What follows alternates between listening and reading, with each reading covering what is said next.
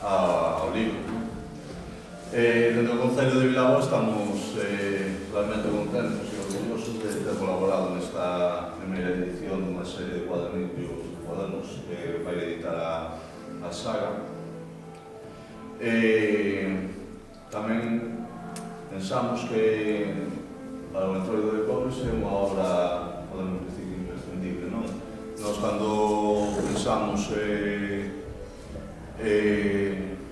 modestamente, estáse facendo cosas para promocionar, para un dos traballos máis importantes é catalogar e facer un traballo de investigación e de documentación. Para iso tamén hemos escrito unha página web do Entroido de Pobres, onde se poden ir colgando cousas de anos anteriores, pero realmente este é imprescindible porque se non se facía nestes anos eu penso que se ia perder moito do que sale neste libro, non? Son as raíces máis fondas ás que podemos ter acceso nesta época. E, bueno, para falarmos del está tamén Rafa Quitiá, que é o presidente da Sociedade Antropolóxica Galega, que vai facer a presentación do libro. Bueno, gracias por vir, boas tardes, antes de nada. Comentarvos que, como dixo Tomás, dende a Sociedade Antropolóxica Galega, somos unha entidade cultural dedicada fundamentalmente á divulgación e investigación da antropoloxía galega no seu sentido máis amplo, etnografía, historia, todo o que é o campo da antropoloxía. Pois decidimos, precisamente, para afondar e para dar a coñecer aspectos menos coñecidos da nosa etnografía, sacar unha colección de cadernos. O caderno non chega a ter a fondura dunha monografía extensa, pero sí o suficiente como para tocar esos aspectos, facetas pouco coñecidas da etnografía. En este caso, quixemos comezar esta colección cun primeiro caderno, en colaboración co Concello de Vilaboa, sobre as madamas e o Entroido do Concello de Vilaboa, que se chama precisamente as madamas o sacrificio do galo, o que fala de aspectos hoxe en día que quedaron un pouco relegados da festa propia das madamas en Oscar. É un traballo de moitos anos de Xosé Anxo, sabes, de traballo de campo, de traballo documentado, estrito e riguroso, entrevistando a xente maior, os vellos, que son os depositarios do legado deste Entroido, e decirvos, bueno, que Xosé Anxo, aparte do tema do Entroido, un dos temas que máis ten traballado, documentado, pois traballa noutros eidos da etnografía, que iremos dando a coñecer en futuras datas, e que é socio tamén traballa na Sociedade Antropolóxica Galega.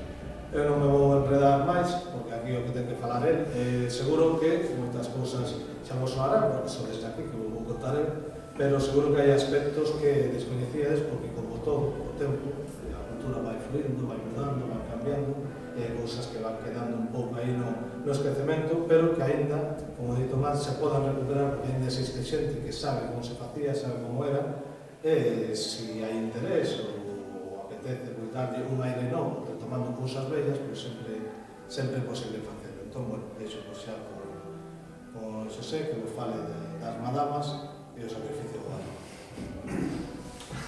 Hola, boa tarde. A ver, teño un pequeno problema, e é que digamos que a charla de hoxe a tiña, digamos que pensada máis ben para os rapaces que digamos que bailan e sobre todo para tratar de convenceros para meter justamente unha serie de elementos que agora evidentemente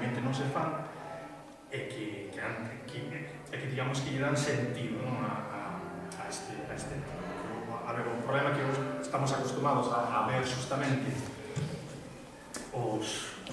estes bandos que vemos que realmente o que fan é iso, de bailar diante das casas, o martes de Entroido tamén, o baile, digamos que agora o tema que hai do que é a corrida está como que reducido, non? Entón, realmente estamos ante os restos de algo que hai 70, 80 anos era moi diferente, non? Tendo en conta justamente esas cousiñas que foron deixando atrás. E o problema é que esas cousiñas que foron quedando atrás son justamente as que lle dan un sentido pleno a este tipo de entroido. Entón, claro, estéticamente, realmente é como se nos quedáramos só co elemento estético e deixáramos atrás o que é o ritual, o rito en sí do entroido. Entón, claro, tiña pensado pararme no que era justamente eses elementos que foron quedando atrás dende os componentes do bando que serían os vellos do entroido, que agora pasados a comentar tamén, que un dos grandes descubrimentos para min foi saber que antes, activamente, eses vellos, eses enmascarados, eses que ian vestidos con roupa bella como contrapunto a esas madamas, a esos galáns, eses de bonito, esos que ian de bonito, que justamente eses eran, antigamente, eran xa non os mozos, que justamente os mozos solteiros e as mozas solteiras eran as madamas e os galáns, eran os danzantes. En cambio, o que eran os enmascarados eran os casados novos, non? E, de feito, este dato, que vou botar man de datos do libro, ese dato tamén recollido, pois, por exemplo, en Boente, no Concello de Arzúa, onde tamén había uns danzantes e había tamén uns vellos, uns entroidos vellos que ahora non me lembro de memoria como se chamaban, creo que eran folicheiros, os folecheiros, pois estes tamén, non? Dicíanme que eran homes casados, non? E digamos que ese dato transforma completamente o tema do que pasa o martes pola tarde, non? O martes do entroido, cando había a corrida, non? A corrida do ano. Entón, para min, un dos elementos fundamentais para recuperar sería justamente eses vellos de entroido, que creo que algo se fai o martes pola tarde, pero deberían de formar parte do bando, porque tamén nas casas, cando ian o domingo, o luns e o martes pola mañán, cando ian polas casas o bando, eran os que lle daban o toque, o tono, digamos que festivo, digamos que picaresco, non? Metíanse coa xente, entraban nas casas, roubaban os ovos, entraban nas cociñas e roubaban pois o que houvese aí na pota nese momento. E entón é algo sinxelo de recuperar e lle dá un elemento totalmente distinto, non, ao entroido. Iso en canto a os días de ir por as casas. E despois, claro, o centro, o momento álxido, que sería o martes pola tarde, a parte do que é a corrida en sí, como digo, o feito de que fosen casados novos e que entran en disputa justamente con eses que roubaban o galo antigamente, que normalmente o habitual era que fosen mozos solteiros, non? Entón, ese elemento de combate ou claro, non sei como dicilo exactamente, con boas palabras, pero sí, esa rivalidade, non? Entre grupos de idade, porque eran, digamos que, insisto, dalle unha dimensión completamente nova, non? A este entroido. E despois o segundo elemento, que é realmente o que me centro aquí, non? Que é o tema de que fosen as madamas as que mataban o galo, non? E entón, tamén, outro elemento que é relativamente fácil de recuperar. Non estou dicindo que matemos un galo, de verdade, porque evidentemente non sería posible.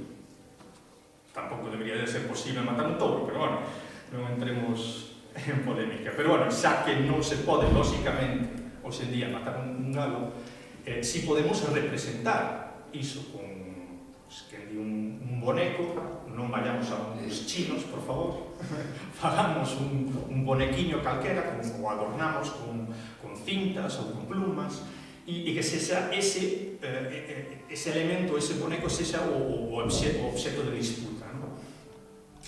E despois, ao final da corrida, representar esa morte do galo a mans das madamas tamén é relativamente fácil, non? Entón sería outro elemento que visualmente, e evidentemente hoxe en día temos que ter en conta que o entroido non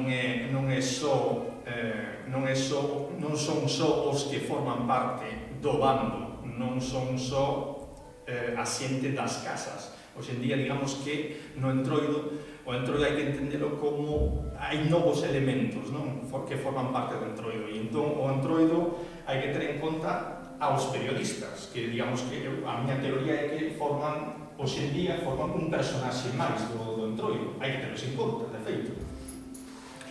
E entón hai que pensar tamén iso, non? A imaxe que podemos dar cara a fora, non? E entón introducir estes elementos, eu creo que o entroido gañaría. Estamos falando de que estamos innovando, pero con elementos propios do que é o entroido, de elementos que eran de aquí. Non estamos metendo elementos foráneos, estamos metendo cousas que se facían antigamente. Dime. O ano pasado falouse, se non me acordo mal, que a hora de matar o galo a madama, había, non estaba claro de todo quen era elixida, si era, non sei se era iso, ou... Sí, claro, entón, si introducimos ese elemento de facer o simulacro de matar o galo, claro, hai outro elemento máis a introducir, que sería a danza, non? Entón, aí o problema de que é o que coñecemos hoxe en día como a danza do entroido de Cobres, non? E claro, a peza que hai, e a peza que hai grabada polo grupo de Xacarandaina, claro, realmente estamos falando de unha xota, e é máis, eles en concreto, na grabación que teñen eles no disco, o fusionan cunha muñeira, non? Pero claro, eran justamente as pezas que se tocaban normalmente diante das casas. O repertorio era variado, pero bueno, normalmente había que tocar unha xota, había que tocar unha muñeira, despois pasodobles, evidentemente, pero o que eu topei, insisto, non só unha persoa, senón moitas persoas, e aparte en diferentes barrios, o sea que xa no bando, un dos primeiros bandos que desapareceron foi justamente o de Santradán. Despois en Nores, na Cardiña, en Pazos, e despois na Rúa, tamén en Santa Cristina, diferentes persoas me dicían que antiguamente, despois de deixar de facer ahora polos anos 50, había o que eles lle chaman a danza, e as persoas que máis ou menos me cantaruxaron, porque xa non hai gaiteiros que a toquen, que a saiban tocar, as que me cantaruxaron, unha en concreto que ven aí a melodía, a partitura, que é fácil era moi fácil de... Aparte, é unha peza moi recoñecible, justamente esa anaco, non? Que a que me cantaruxou, elas insistíame que era só ese anaco, que se repetía unha e outra vez, non? E esta peza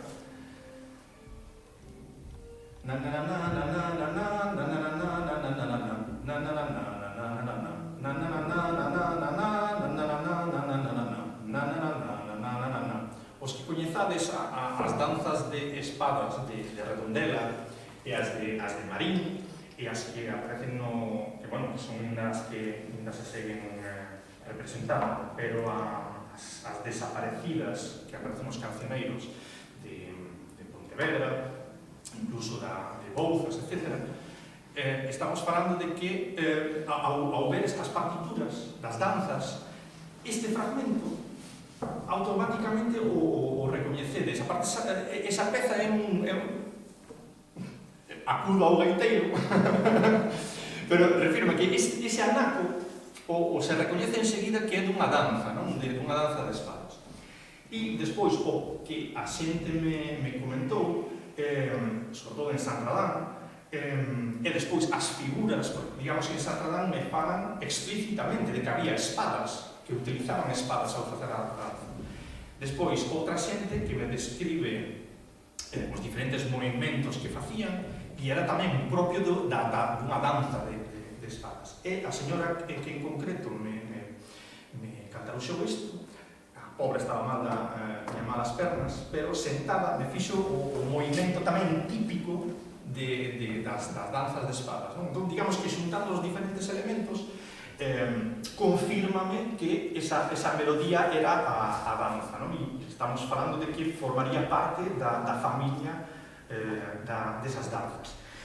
Entón, claro, ese sería tamén un elemento a recuperar. Entón, recuperamos dentro do bando os vellos do Entroido, que, bueno, evidentemente estamos falando que van enmascarados, non teñen que ser hoxe en día casados novos, vale? Recuperamos intentamos recuperar a danza e despois facemos esa pantomima ou ese acto de matar o galo, e aí si enlazo xa con o que me comentabas, e é que tamén das diferentes versións que teño, claro, aquí hai que darse conta que cada bando, cada barrio, en os diferentes anos en que isto se leva facendo, claro, cada un ten unha versión diferente, non? E entón, en concreto, o de elixir a madama, ou de saber quen é a que fai ou a que vai a matar finalmente o galo, claro, eu topeime con, pois, xuraría que eran 6 ou 7 versións diferentes, non? Entre algunhas das cales, pois, por exemplo, nunha delas elixían aquela a máis guapa de todas. De feito, a que fora mellor preparada ou a que mellor bailara, non? Entón, claro, este dato en concreto, de feito, incluso explica a rivalidade real que había entre as madamas dentro do bando, porque, de feito, en moitas ocasións había rencillas entre elas, pois simplemente polo feito de que unha levaba máis ouro no peitoril que outra, non? E entón, neste caso, alguén ou a comisión elixía a aquela que consideraban a máis guapa, que fora a mellor preparada, e ela era a encargada de matar o galo. Noutra versión, digamos que das diferentes madamas as encintaban, tapaban os ollos, lle daban unha espada e nada, era o xogo da pita cega, non? A ver quen era a que era capaz, coas indicacións do público, etc., quen era capaz de matar ao galo. Noutra versión, por exemplo, xa non me vou a parar en todas, noutra versión, de feito, xa se sabía tamén quen era a última parella que iba a dar o golpe definitivo, e saían desa roda que facían na danza, ian saindo as diferentes parellas, cada unha coa súa espada, e todas as primeiras parellas facían o xesto, non? De matar o galo, pero non remataban o galo, e era finalmente esa última parella a que lle daba o golpe de graza, non? Entón, claro, habería que elixir unha das versións, evidentemente con ese galo de mentira. Entón, eu creo que tamén sería relativamente fácil de recuperar isto, non? O único difícil aquí sería aprender a danza, que sería, digamos, o máis complicado a hora de introducir estes elementos, a máis difícil sería justamente a danza, os pasos e as figuras, non? Despois, creo que os demais elementos son relativamente fáciles. Despois, como último dato, decir tamén, isto me dixeron só na cardiña, unha das cousas que tamén facían era justamente esa parella que finalmente mataba o galo, preparaban, ou tiñan preparado unha especie de caseta onde un dos vellos, un dos enmascarados, facía de cura. Despois das madamas e das de branco, unha facía de madriña, outra de ama, e representaban con esa madama e con ese galán, con un bonequiño, representaban como unha especie de bautizo ficticio, un boneco, non? Que tamén sería algo a recuperar. Entón, vale, eu quería falar disto coa xente, entrar máis en detalle que cousas, que bromas facían eses vellos, pero digamos que isto como elemento introductorio cambio entón, digamos que o tema da charla e me centro nisto, non? Isto que vos acabo de comentar do tema do martes pola tarde, o sacrificio este do galo, o feito de que sexan as madamas as que o maten, o feito de que os vellos do entroido sexan homes casados e despois os que rouban sexan mozos, e aparte, bueno, despois a resposta dos vellos do entroido en función de si o que roubaba o galo fose da parroquia, pois, digamos que se había esa broma, non? Digamos que de maneira implícita xa se sabía que o deixaban correr, xa era así a broma, eles o perseguían, el se deixaba tamén atrapar e finalmente recuperabase ese galo, non? Outra cousa era cando o que roubaba era de outra parroquia, como podían ser os de Lomaio, como podían ser os de Vilaboa, os de San Martiño de Vilaboa, etc. Onde aí evidentemente eran máis empregaban métodos máis expeditivos, non? A hora de recuperar ese galo e digamos que aí sí que se aplicaban a fondo e digamos que aí incluso, bueno, xa me teñen comentado de que se teñen roto pernas a hora de chimpar os muros abaixo, etc. Non? Entón, aí digamos que a xente sí que, de feito, o público participaba tamén en recuperar ese galo. Ben, tendo isto como centro, como, digamos que o domingo, o luns e o martes pola mañá, o que se intentaba era facer partícipa toda a parroquia e todas as casas do que era o tema da visita das casas do bando, os vivas, que tamén é un elemento importante, que normalmente cando falamos dos entroidos, isto é unha teoría miña, pero normalmente sempre cando se fan descripcións etnográficas ou folclóricas dos diferentes entroidos, sempre se cita, iso sí, o dos vivas, por exemplo, moi coñecido os vivas dos xenerais do Ulla, non? Pero, vale, se cita, pero nada máis, non? Descríbese, pero ninguén se para, non? Pero realmente os vivas é un elemento fundamental, na miña opinión, sobre todo cando iso se vai visitar, cando se vai de casa en casa. De feito, sempre poño o caso de que me dixeron por unha banda en Tomonde, en Cerdedo, e outro dato en Quins, en Melón. E, por exemplo, cando en Tomonde o bando ia visitar as casas, a xente das casas xa dicían, invitaban a ese bando a que entrasen nas casas, os invitaban, lles daban viño, lles daban os doces típicos, e na casa xa dicían, insisto, este dato é de Tomonde, no concello de Cerdedo, xa insistían, viva o entroido e aquí o entroido non morreu. E, por exemplo, despois en Quins, en Melón, que hai un rei, hai uns soldados, hai uns danzantes, etc.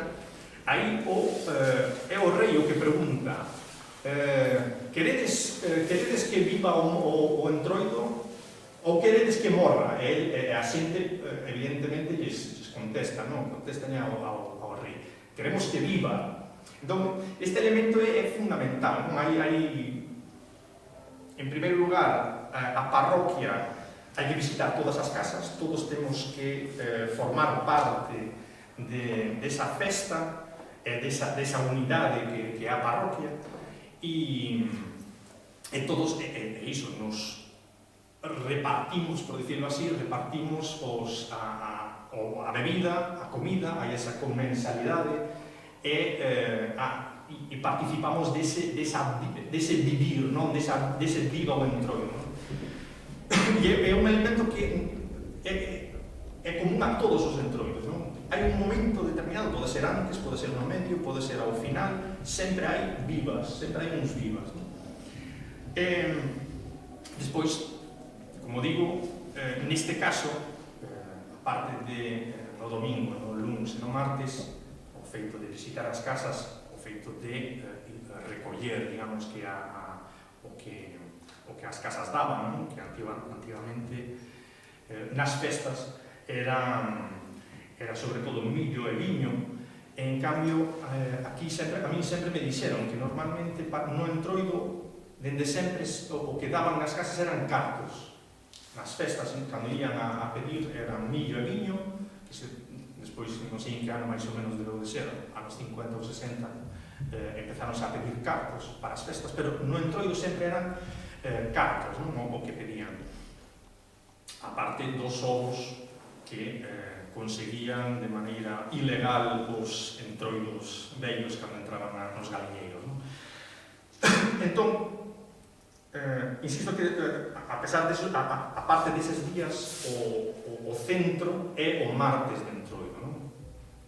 É ese sacrificio do galo, é esa corrida do galo, está o padricador, que xa me quedaba atrás, outro elemento que sería máis ou menos fácil de recuperar.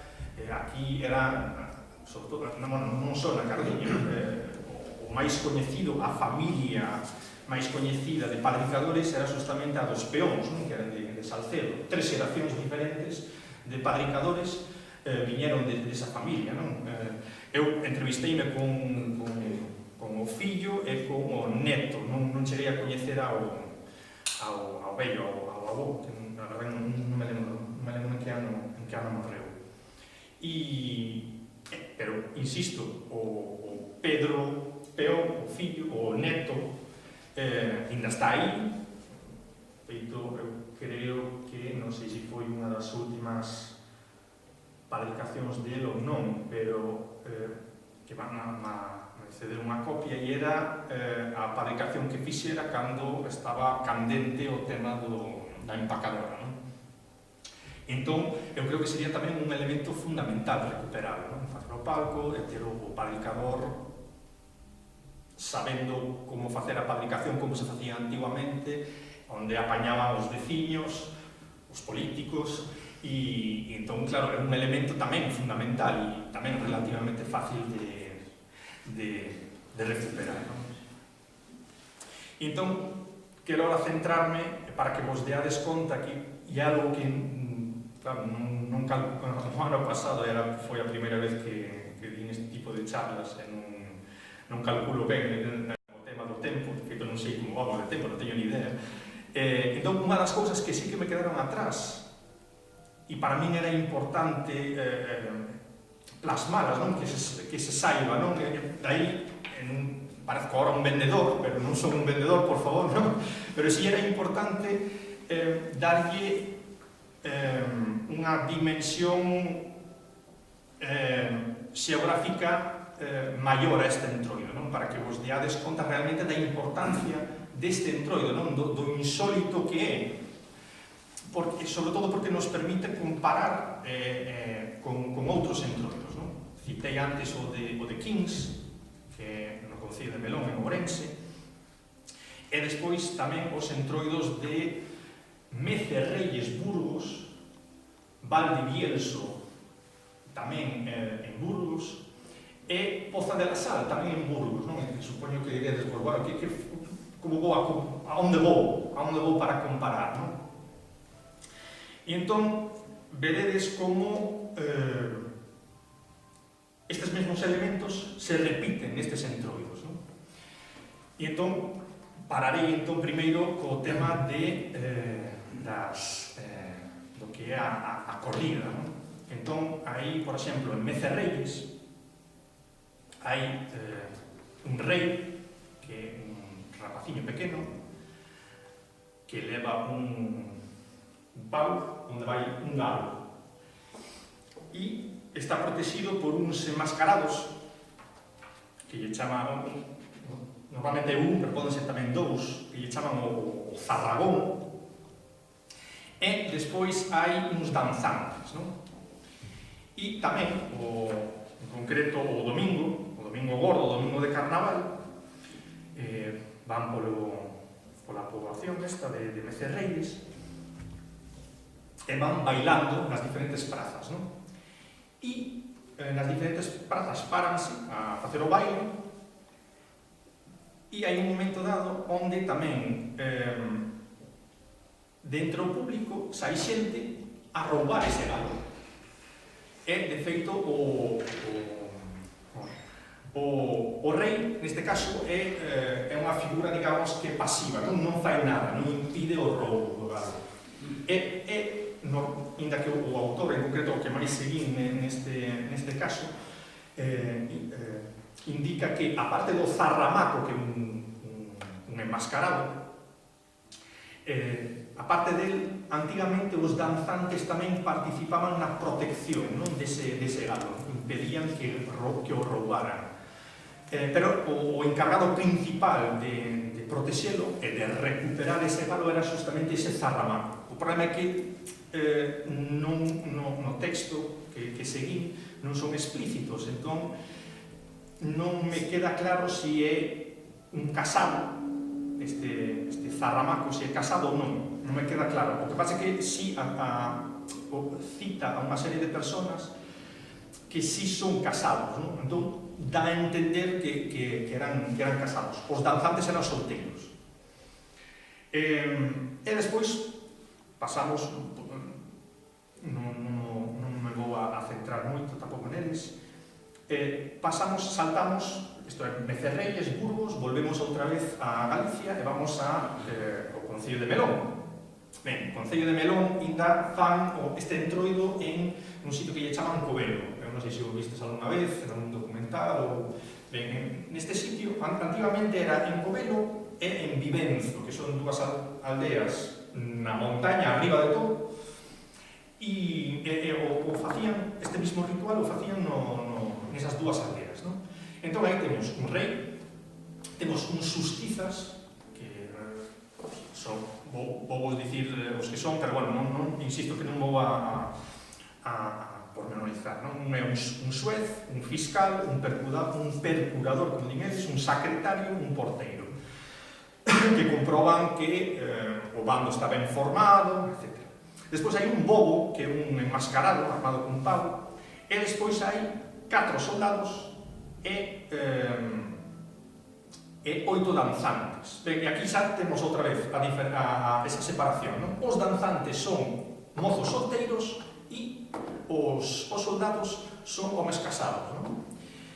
E neste caso, tamén o martes pola tarde, o martes pola mañá, percorrían a aldea e saían fora da aldea, subían a un outeiro e aí, unha vez que saían fora dos límites da aldea e chegaban a ese outeiro, había un xogo, non? Onde os soldados intentaban roubarlle a coroa ao rei. Non hai un galo, estamos falando da coroa, pero intentaban roubarlle a coroa ao rei. Despois, unha vez que chegaban arriba ao outeiro, invertíanse os papéis e eran os danzantes os que intentaban roubarlle a coroa, non? E cando volvían a baixar ata a aldea, seguían sempre, había unha e outra vez intentos de roubo que o conseguían, saían correndo e justamente eses soldados tiñan que perseguilos e recuperar esa coroa, non? Entón, se vos fixades, temos os mesmos elementos, realmente, comparando estes tres entroidos, non? O de Mecerreyes, o de Covelo en Melón, e o noso daqui. Entón, xa digo, solteiros eran nos tres casos danzantes, neste caso as madamas e os galáns, e nos outros, tanto en Mecerreyes como en Quins, danzantes, non? Os casados en Vilaboa, aquí, digo Vilaboa porque realmente, antigamente, a tradición dos bandos se facían en San Martiño de Vilaboa, en Casal de Santa, na Cuña, etc. Incluso en Postevirón chegaron a facelo. Chegaron a facelo incluso na Canicouba, en Pontevedra xa, e despois en Santa Cristina, pois iso, na Rúa, en Magarella, xa sabedes, aquí en San Adrián, cantos sitios o facían, insisto que tamén o chegaron a facer, e foi un dos primeiros bandos en desaparecer, que foi o de Sant Radán, e o chegaron a facer tamén con danza incluída en Domaio, en concreto na aldea de Verdeal. E despois, sen estes elementos, sen estas danzas, aparecían madamas e galáns, pois tamén en Cangas e incluso en Redondela, en Cabeiro. Tamén había tamén estas madamas e os galáns. Entón, volvo, que me perdo, aquí temos, como casados, temos os vellos do entroido, queda pendente o do Zarramaco en Mecerreyes e os soldados que eran os de Quins, non? Despois, justamente, ese enmascarado que defendía, insisto, era justamente eses vellos, ese Zarramaco, os danzantes nos dous casos, e en Quins temos ese enmascarado que sería o bobo, que realmente o bobo aí ten que defenderse realmente, máis que defender ao bando, o que ten que el defenderse dos rapaces, porque lanzaban pedras. Bueno, pedras non, perdón, terróns, non eran tan brutos. E despois, xa digo, hai o elemento do rei en Mecerreyes en Quins, aquí non. Tanto o rei en Quins como o padricador era ese elemento de risa, de que se metía coa xente, etc. Despois, os obxetos en disputa sería en Vilaboa e en Mecerreyes o galo e, curiosamente, en Quins a coroa, non? E despois, o que sacrificaba o galo, aquí sería a madama, en Mecerreyes non o dixen, ao final quen mata o galo é o rei, que xa digo, ata ese momento non impediu para en ningún momento que robasen o galo, pero ao final era ele o que o sacrificaba, e en Quins, claro, como o obxeto é a coroa, en principio non hai sacrificio, non? Pero se vos dades conta, estamos falando de os mesmos elementos e o mesmo ritual, realmente, non? Con variacións importantes tamén, non? Non, iso por unha banda. Entón, como vedes, o tema da corrida adquire un significado completamente diferente, non? Sobre todo ao ter en conta esa loita, esa disputa entre grupos de idade, os mozos solteiros e eses casados novos, non?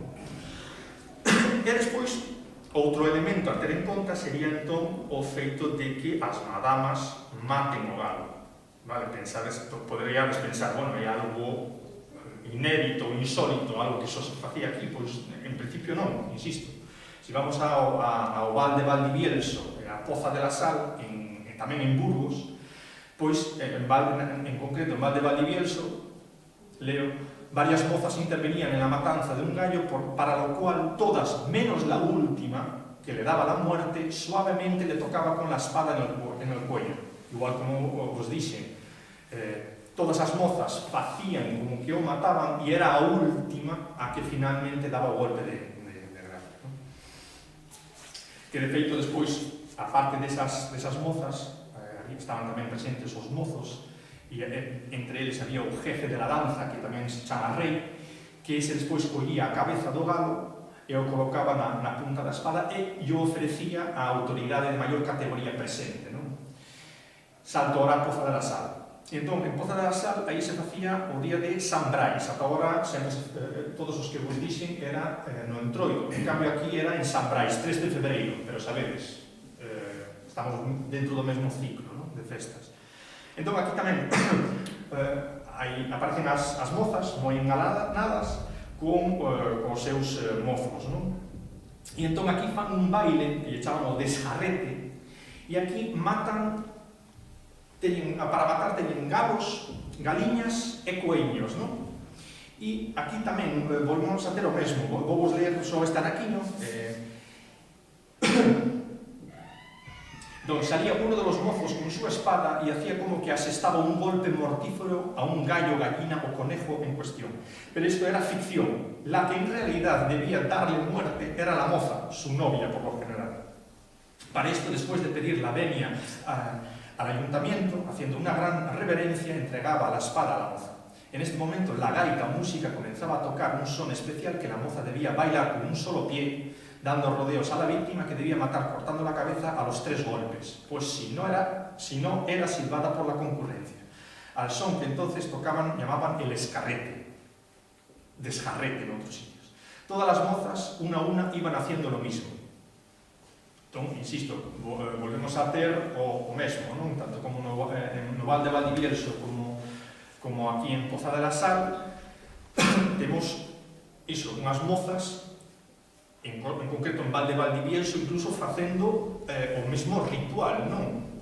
Eran varias, algunhas, as primeiras facían como que mataban o galo e era a última a que o decapitaban, non? Insisto, o mesmo que me decían aquí en Vilaboa. Entón, claro, de que estamos falando, non? Que está pasando neste ritual, nesta cerimonia? Que pasa? Que hai en xogo, non? E entón, tendo en conta, recordade o que vos dixen, que en concreto, incluso na Cardiña, o feito de que ao final remataba con un bautizo ficticio justamente esa parella que mataba o galo. Quedábamos con ese elemento, non? Entón, onde volve a reaparecer o sacrificio do galo? Ata agora estivemos falando única exclusivamente de o Entroido, o ciclo do Entroido. Insisto que San Brais, 3 de febreiro, tamén hai que enmarcalo nesa época.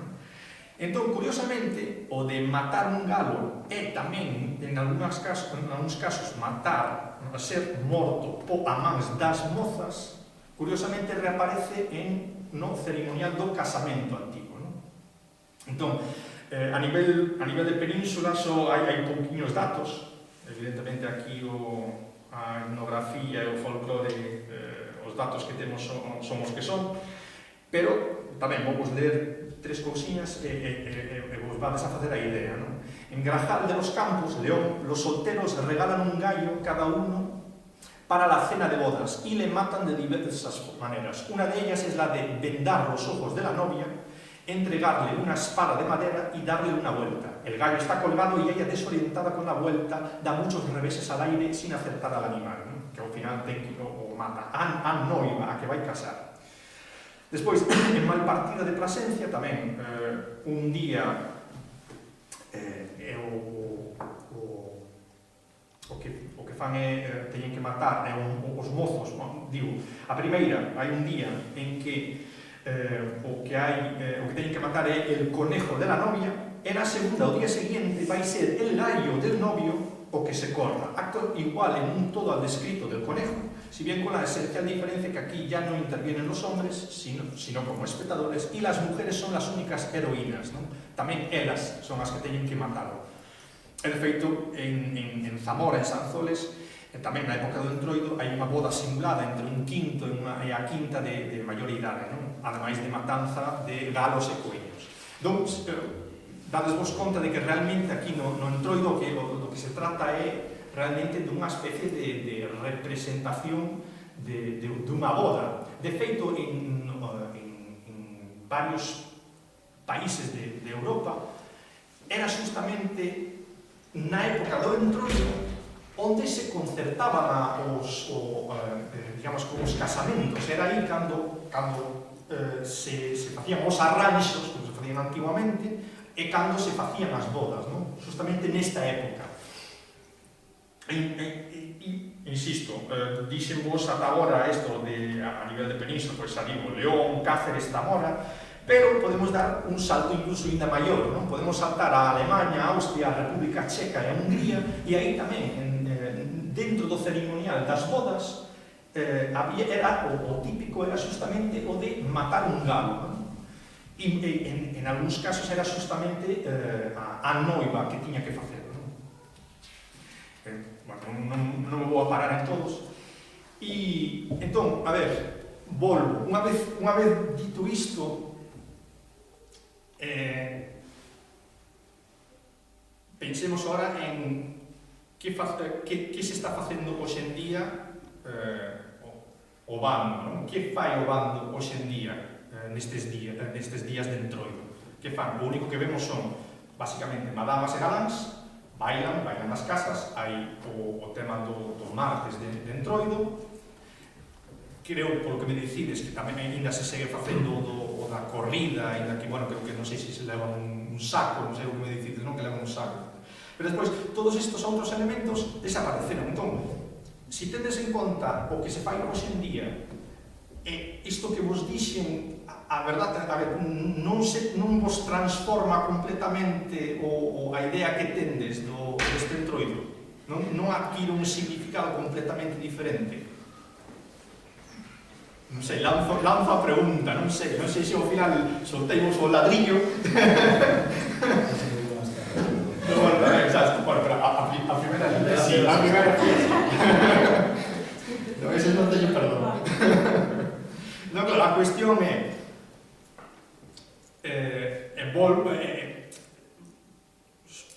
a ver, me centro sobre todo naqueles que bailades e que participades agora no bando, non? Que bailades, que facedes todo isto, os vestides. Estes tres elementos, estes 4 elementos ali, o padricador, o simulacro. O padricador, máis ou menos máis. Hai diferencias que se Claro, abaixo, non olvidaban abaixo. Claro, deixei cousas atrás, non? Que bueno, poden botar abaixo o palco tamén. Xa, pero faise como se facía antigamente. No, hoxe en día ven un tipo solo e solamente está... Claro, pero que é un club da comedia. A ver, eu... Sí. Claro, a ver, non quero que o interpretedes como crítica, A ver, por favor, non o interpretedes como crítica. Pasa igual, que non sei realmente como se hacía antiguamente, pero sin comedia igual... fai en broma, pero lanza críticas. Sí. Con risas, pero bueno, pero lanzas. A ver.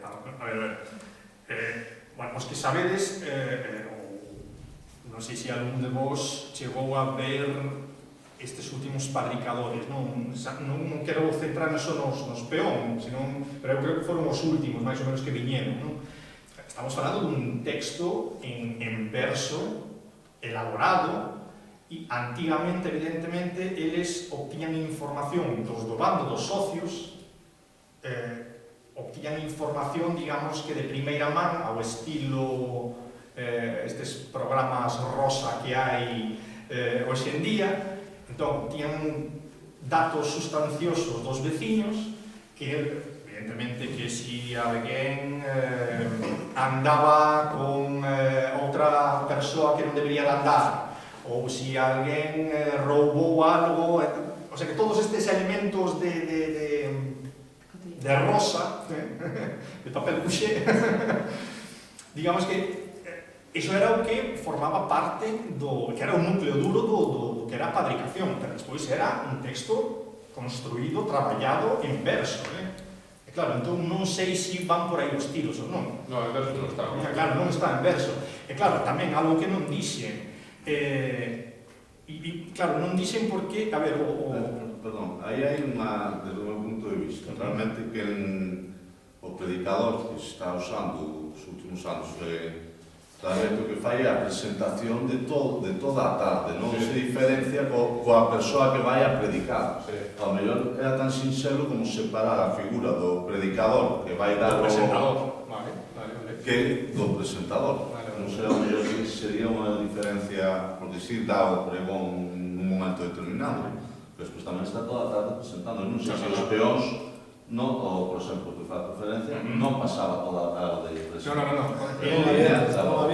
Non había presentador. É unha narración Claro, verso, satírica e crítica da realidade social. Non ten que ver un personaje co outro. Eu que eu sepa que vin, nunca vin o personaje do predicador ven a hacer a crítica de todo o ano, de todo o concello, do que fai, pero que vin é o que presenta o carnaval, non presenta os actos que hai todos por a tarde. Penso, eu non ten que ver unha cousa co outra, o que presenta é co predicador. Son dos personajes distintos. Son dos diferentes. Claro, hubo algún ano que se fixo xunto. Sí. Son os partidos que son fixo todo o mesmo. Que é o mismo. Sí. Xa nos vino aquí que... No, sí. Claro, pero estamos falando de anos diferentes. Esa diferencia mínima que punto de vista que Vale. Que a ver, insisto, aparte do que era a publicación en sí, esa crítica anual que variaba anualmente, despois, claro, hai un tema que, claro, a ver, o traballo está ainda por decirlo así, en marcha, non? Porque realmente hai un texto que sí que sería moi importante de recuperar, que era o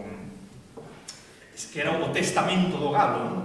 E claro, o problema do testamento do galo, eu teño fragmentos. E claro, de feito, cada persoa recorda mellor unhas coplas que varían a mellor en apenas unhas palabras, e despois, claro, tampouco sei os versos en que orde iba, non? E aparte era un texto en castelán. E aparte, isto sí que está directamente entroncado con outros testamentos do galo de outros sitios, non? E inda que, debo de dicir que este en concreto, este texto, non o topei, evidentemente hoxe en día coa rede, bueno, insisto, teño consultado moita bibliografía, non? Pero hoxe en día coa rede é moi fácil, metendo palabras clave, topar cousas, non? De libros xa publicados. Pero, por exemplo, este texto en concreto non o topei por ningún outro lado, non? E vou, dicir só uns cantos versos para que vexades por onde iban, non? E en concreto vou despois facer referencia a unha palabra importante porque creo que lle dá unha dimensión temporal a este texto que creo que ten a importancia que ten, non? A ver, en principio, o que era o sermón do galo sería: pobre gallo, cuando se halló ante el suplicio, hizo el testamento con todo su cabal juicio. Entón, neste segundo verso, nestes seguintes versos é onde, claro, aquí fallanme, non? Entón, un era la cresta al capitán de la fiesta. Despois, las plumas a los escribanos, que con ellas hacen trampas para mantener los estados. Y las uñas a los sarnosos, que como son tesas y agudas, rascan las carnes profundas. Y aquí está el tema. Las tripas a los violantes, que como son doces y amantes, sirven para cuerda de liscante. Ben, digo de liscante, despois segue a repartición do galo. Centro agora son neste, no? De las tripas a los violantes, que como son doces de suaves, y amantes, sirven para cuerda de liscantes. Ben, o de liscante, en realidade, claro, é a palabra que me dixo a señora, en concreto Basilia, a señora Basilia de Armeáns, en realidade é discante. Ben, discante é un tipo de viola, pero claro, estamos falando dun instrumento antigo, que está aquí, digamos que este verso está aquí incrustado, non?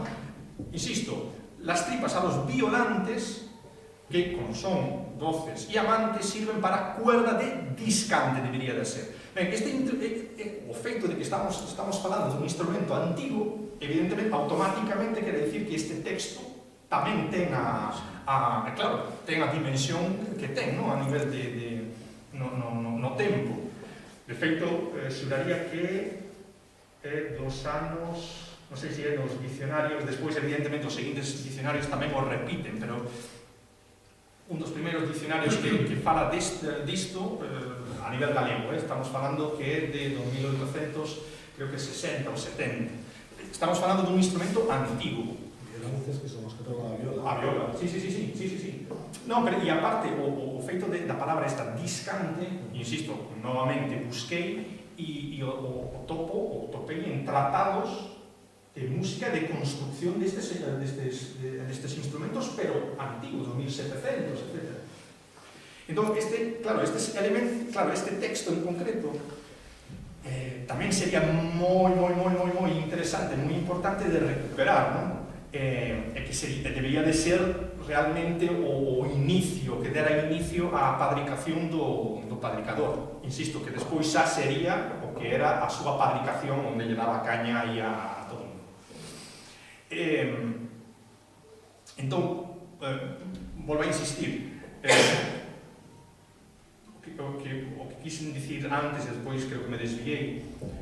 A ver, temos que ser conscientes de que, como dixen, os periodistas, temos un produto e hai que saber vendelo. Claro, podemos innovar inventando cousas ou podemos rescatar cousas e, insisto, simplemente o de os vellos do Entroido que formen parte do bando e que vayan visitando as casas, que se metan coa xente e que intenten roubar os ovos dos galiñeiros, etc. Dalle un toque ao bando completamente diferente. Despois, o de un martes de Entroido, introducir eses outros elementos que dixen, pois a danza, insisto, aí sí que xa estamos falando de algo difícil, porque estamos falando de a melodía, insisto, a señora insísteme que iso era o que tocaba unha e outra vez. Claro, mi idea, habría que aprender e recuperar os pasos e máis as figuras que facían, non? O de en roda, bailar en roda, collidos da man, soltarse nun lado, pasar todos por debaixo dos brazos dos outros, quedar finalmente así, destrenzarse e volver a formar a roda. O sea que isto era unha e outra vez, como dicían, en todos os sitios, non? Insisto, estamos falando de unha danza de espadas. Están as figuras, está a melodía e está, insisto, en Santradán o feito de que aí sí incluso chegaron a lembrar a presencia de espadas nesa danza. Sí, é certo, esa sería a parte máis delicada, máis difícil de recuperar. Despois, o de facer a pantomima da madama matando o galo, é relativamente fácil de facer. Si se quere introducir tamén o elemento do bautizo, tamén, e despois o fabricador, claro, que, insisto, tamén, estou repetindo demasiadas veces, insisto, está tamén o tema o de botar finalmente o palco abaixo, non? Que a primeira vez que mo dixeron eu pensei que era unha anécdota, pero polo visto se facía moitos anos e despois eu topeino nun libro do 1914, creo, que transcribe o que describe un entroido tamén, un fabricador tamén cunha corrida de galos en Valga, e onde tamén remataban tamén botando abaixo o palco, non? Entón, o feito de que aquí o fixeran varios anos e era algo típico que rematase ese fabricador e ese palco rematase tirado polo chan, e o feito de que aí en Valga tamén o facían, claro, insisto tamén, dalle tamén unha dimensión ao ritual e que era algo que se ve que formaba parte, non? De todo ese ceremonial, non? Deste entroido. E, claro, non sei que máis dicir. Non sei se parar aquí. Eu penso que podría facer o resumo pola xente que ao mellor ao principio nun estivo dos 4 elementos. Eu quería facer fincapé nun tema. Realmente o que está aquí achegando Xosanxo son elementos que estiveron vivos hasta aí, 50, os anos 50, han contado por xente que está hoxe en día vivo, que lle daban máis diversidade, máis riqueza ao entroido, que é normal que co paso dos anos todo vaya cambiando, porque ningún entroido se conserva igual que era hai 100 anos, pero aquí hai a sorte de que tiñades, eu digo no bolo, eu non son de aquí, son de Salcedo, o sea, son de terra de predicadores, son de lá, pero que conservades un entroido moi rico, non só no aspecto estético, está claro que a Madama Sos Galáns, ou a potencia estética é brutal, é das danzas, pero queda o estético, pero falta todo o ritual. O entroido é unha festa, de todo o ciclo do ano das festas do inverno, unha carga simbólica e ritual brutal. Se lle quitas eso, perde realmente a esencia, se convirte nun carnaval de desfiles, e iso é unha festa urbana, non é o que era o entroido tradicional. Entón ten unha riqueza espectacular, porque tiñades esa riqueza dos bandos con distintos personaxes, xa non só eran os danzantes, sino os vellos do entroido, o tema de entrar nas casas, desas licencias que se permitían nestas épocas do ano, de que pudieras entrar, roubar, entre comillas, igual que se facía en San Xoán de levar as cancelas, esto.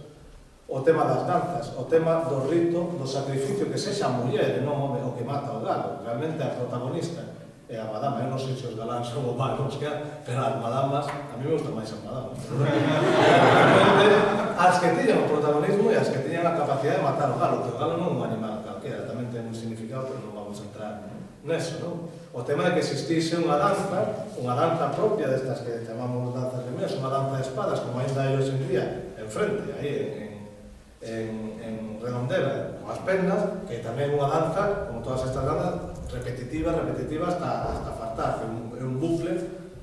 Entón, unha danza de espadas, as danzas, os propios bailes das madamas, percorrer el galán, percorrer a parroquia, todo o ritual da matanza do galo, coa súa propia danza, co testamento do galo, con ese remate nunha bautizo ficticio, o feito, que eso é moi importante, de que en todos os ritos, na cultura as cosas non son o show, non son por casualidade. Si os danzantes, as madamas e os galáns eran mozos solteiros, era por algo, porque representan algo. E se os outros tenían que ser casados, era por algo. Aí hai diferencias de idade, hai ritos de paso, agora xa non hai mili, antes o rito de paso era ir a mili e volvía feito un home, agora xa non temos nin ritos, non quero que volva a mili, pero vamos. Pero me refiero que no entroido vedes que se conservan todos eses aspectos simbólicos que ao final configuran toda a nosa cultura. Despois o tema da sátira, do predicador, que tamén forma parte do entroido. Entón, é riquísimo, tener esa posibilidade de estos elementos, se queredes, En todos os elementos. recuperalos. Non fai falta recuperar o carnaval de Venecia, porque tendes algo espectacular. Entón, si queredes innovar recuperando cousas antiguas, tendes esas opcións. Senón, isto, obviamente, cada un fai o que quere, como quere. Pero tendes a sorte de que eso está recollido, que seguía vivo, hai xente que o fai. Eu creo que a nivel de potenciar o entroido de Pobres, o entroido de Vilaboa, eu como espectador dende fora, creo que gañaría unha dimensión non só estética, senón no simbólico, no significado, na esencia pura do entroido. Me parece interesante nestes tempos que estamos vendo que somos unha potencia cultural, que a nosa cultura desborda por todos lados, e que ainda que o entroido existe en toda Europa, é moi similar, como acabamos de ver. O sea, digamos que de Zamora para arriba existen as mesmas figuras aquí na República Checa, en Eslovenia, en Hungría, os mesmos. En cada lado buscan as súas inspiracións, pero son moi similares, o cual isto nos retrae a unha festa moi antigua. Entón, que aquí se conserve con esa riqueza, esa diversidade, e siga vivo, pois é un luxo, é como que che toca a lotería, podes cobrar o premio ou non cobrar, pero se podedes cobrar... Eu penso que, bueno, vamos, é a mesma opinión personal. Este ano non é non sei. ninguna crítica, o que facedes de moito menos. No, claro. Este ano darse algúns pasos, non? Unha recuperación, non sei se pode decir, pero, bueno, vai se ver. Non fixetes preferencia aos de blancos, aos de anos. Este ano, polo que teño entendido, parece ser que vai a velos. Entón, xa é un paso respecto ao ano anterior. E o máis importante era recollido no libro, gracias a... Pero o problema é que, claro, aquí no libro está morto. Aquí está morto, cando hai a oportunidade de telo vivo, non? Esa é a cuestión realmente, non? De ter realmente a oportunidade de manter algo vivo, cando estamos falando de algo que a ver, si somos conscientes só do que temos, do que coñecemos dentro daqui de Galicia, non? Temos os xerais da Ulla, temos os de Beín, os periqueiros, etc. Comar é o que hai. Na provincia de Pontevedra, Sí, prácticamente sí. A ver, hai intentos de recuperación, porque non sei se o ano pasado falamos do de Maio, non? Ou o Moaño. Está o de Ilo. En Darbo tamén? As González, pero bueno, eso non son... Claro, a ver,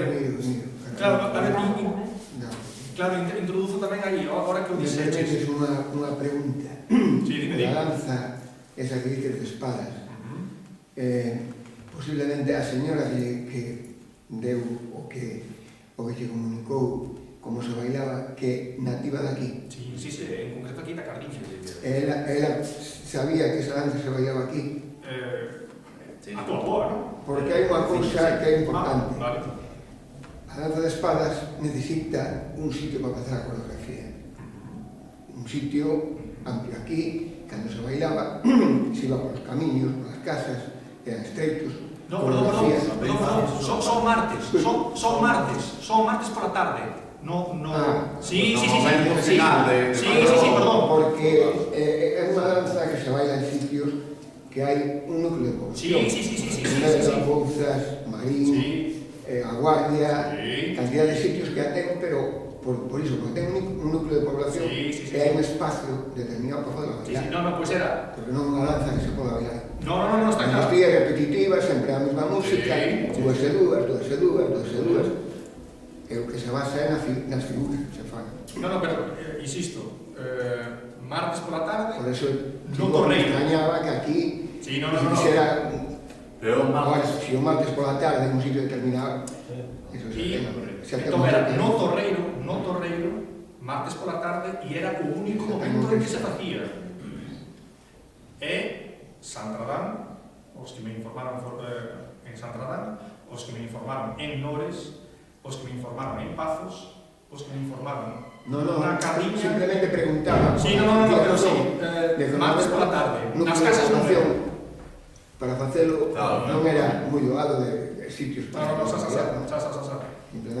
No, nas casas, eso. Xotas, muñeiras, pasodobles. Ya sabes que as coreografías son de fila, volta, vai para lá, ven para cá, por culpa do espacio, que é limitado. Xa digo que vai ser, de querer recuperalo, vai ser o máis difícil. Porque, claro, habería que falar con o maior número de persoas posibles, que cada unha vai recordar detalles diferentes, porque ao ser tamén, ao facerse en bandos diferentes, en anos diferentes, claro, cada un o faría con... De feito, probablemente incluso con melodías diferentes. Porque, aparte desta señora, a da Cardiña, a outra que o recorda sería a de Carracelas. Estamos falando de Paradellas, non? Sí. Paradellas. E... Avelina, non? É Avelina da Carracelas. A ver, ela... o que ela me cantaruxa xa é outra melodía, xa non é, pero a de As melodías, como lle cambias tres notas, son melodías diferentes. É que unha cousa é escoitada, ter oído e volver a cantar, e despois ti a repites, cambias 4 notas. No, pero E ali arriba é a mesma melodía, pero con 4 notas cambiadas. Sí, pero esta en concreto ma cantaruxou en dúas ocasións diferentes, un espazo de tempo entre as dúas entrevistas, e a melodía é a mesma, é o que aparece aquí, o cantaruxo de novo,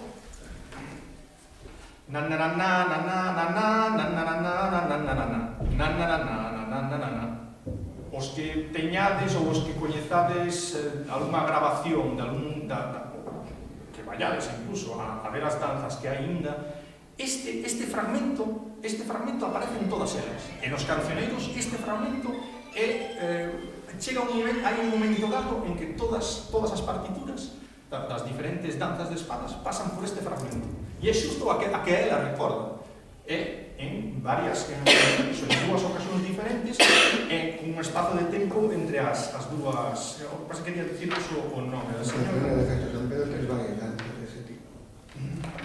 Gustas María. En todo caso, falamos con Adán, con as culturas de Adán. A ver, ven sendo a prima da Falcona, non? É a señora Victoria. É a señora Victoria de Armenas, non? Pois é. E nada, iso. A ver, a idea miña, ao falarvos disto, a hora de comparar, o que quero que vos deades conta é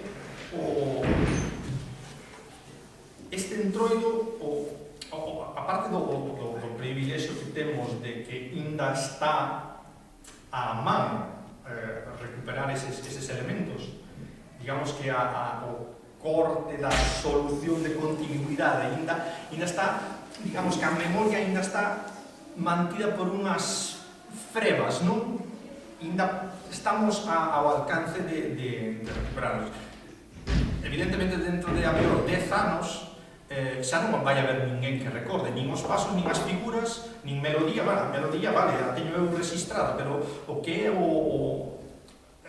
é aprender os pasos e é aprender que eu, aí xa é un tema que a min xa se me, eu, digamos que considero-me máis etnógrafo, pero no tema de social, de relacións entre os veciños, etc. Ahora ben, como musicólogo, eu non son musicólogo e eu tampouco son quen para, non teño os coñecementos para recuperar eses pasos nin esas figuras. Claro, aí xa teñen que intervir outras persoas, eu non, outras persoas, non? E evidentemente vai a ser a parte máis difícil, máis ardua de conseguir recuperar, porque a parte iso, teremos que facer unha criba, coller as diferentes versións e quedarnos coas figuras que máis se repiten, non? Pero despois iso, eu non sei claro, eu non sei se é algo que eu exasero na miña cabeza a hora de imaginarme estes entroidos tal como me foron descritos, non? Polos veciños. Pero a ver, a imaxen que eu me fago con todos eses elementos e o comparo co que quedou, que ainda temos tamén temos a boa sorte de que é un dos poucos entroidos que ainda os veciños manteñen, o sea, que fan o esforzo de mantelo. Quedan os xerais da Ulla, en Pontevedra, e realmente poucos máis. Dado o que é provincia, que non gusta falar de provincias, pero o que é provincia, nada. Porque claro, temos o do Río, tamén, se credes, pero tamén está completamente desvirtuado, non? Nese sentido. Entón, temos unha sorte tremenda, non? En poder dispoñer disto. E non sei se exasero, pero a imaxen que eu teño na cabeza, a riqueza, a diversidade, é raro que nun entroido se dean todo, o que dicías aquí, que se dean todos estes elementos xuntos, non? E que se conserven na memoria, claro. Entón é eso, un privilexio poder telo e poder ainda recuperalo e introducilo, non? En todo caso, é o que quería decir, que, bueno, o traballo está aí, o traballo de recollida está aí, se o Sanxo tamén está aquí, se tendes interés, dentro os nomes de a Sociedade Antropolóxica Galega, estamos a vosa disposición para informarte todo deste traballo, se queredes chegar a desarrollar algo, todo o apoio que vos podamos dar, sobre todo Xosé Anxo, que é o que ten feito o traballo de campo e ten os datos concretos, pois nós estamos aquí para... Sí, no, é un momento en que... Non cuesta pouco pasar. Que irá, si queredes nomes, queredes... Eso tamén é moi galego. Unha tribu. Pero iso, nomes, por exemplo, tamén as bromas que facían ese sería outro elemento que quedou fora, non? Pero a parte da presencia no bando, cando ian a visitar os entroidos vellos, os vellos do entroido, despois as bromas que facían no propio torreiro.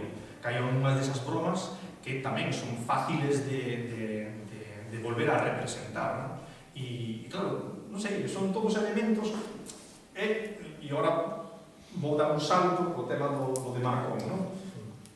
Marcón tamén, descubrimos que houve un entroido que se deixou de facer tamén anos 60, 70, e onde tamén aparecían uns elementos, un grupo de xente vestidas con roupa bella, despois dous vestidos de branco que lle chamaban labregos, uns puchos cónicos, bailaban, tiñan uns axóuxeres ao redor da perna, unha castañola, e bailaban cunha perna diante de outro que levaba un boneco nos sombreiros, non? Eran os tres que bailaban e os demais do bando, que iban vestidos de vello, tocaban bucinas, as bucinas estas das caracolas, as bucinas.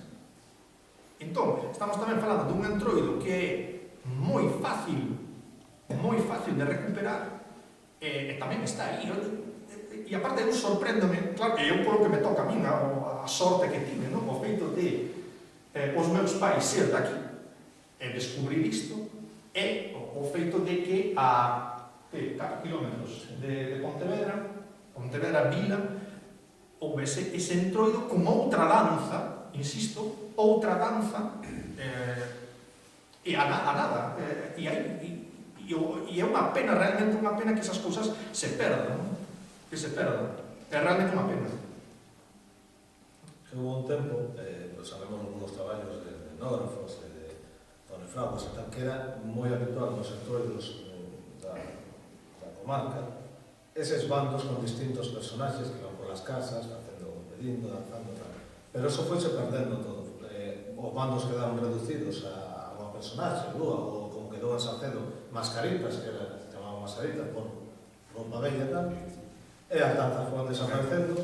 E o único sitio onde realmente se conservou eso de ir polas casas, de ir bailando e facendo ese bando, foi aquí. Que pasa? Que o bando, o que decimos, perdeu moitos dos personaxes que falábamos, pero están aí, non? Entón, é o lugar de Pontevedra que conserva máis elementos do que podía ser antigamente eses antigos bandos de personaxes, danzas, porque era un entroido moi elaborado, porque ao fin e ao cabo era unha das festas máis importantes do ano, e aquí se xogaba moito nun outro plano máis simbólico que sería para falar así, pero bueno.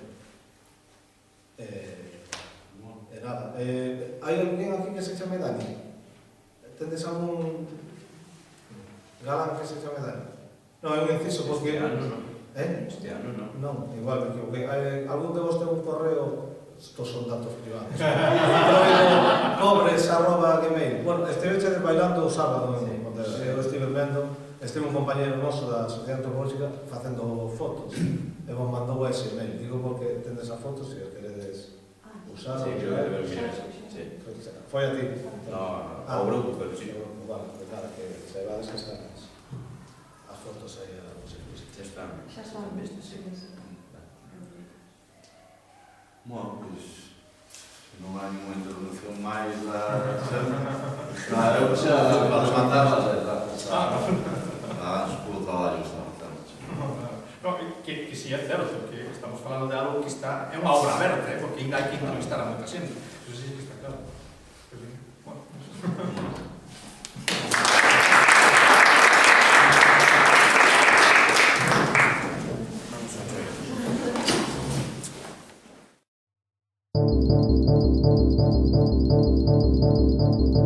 Thank you.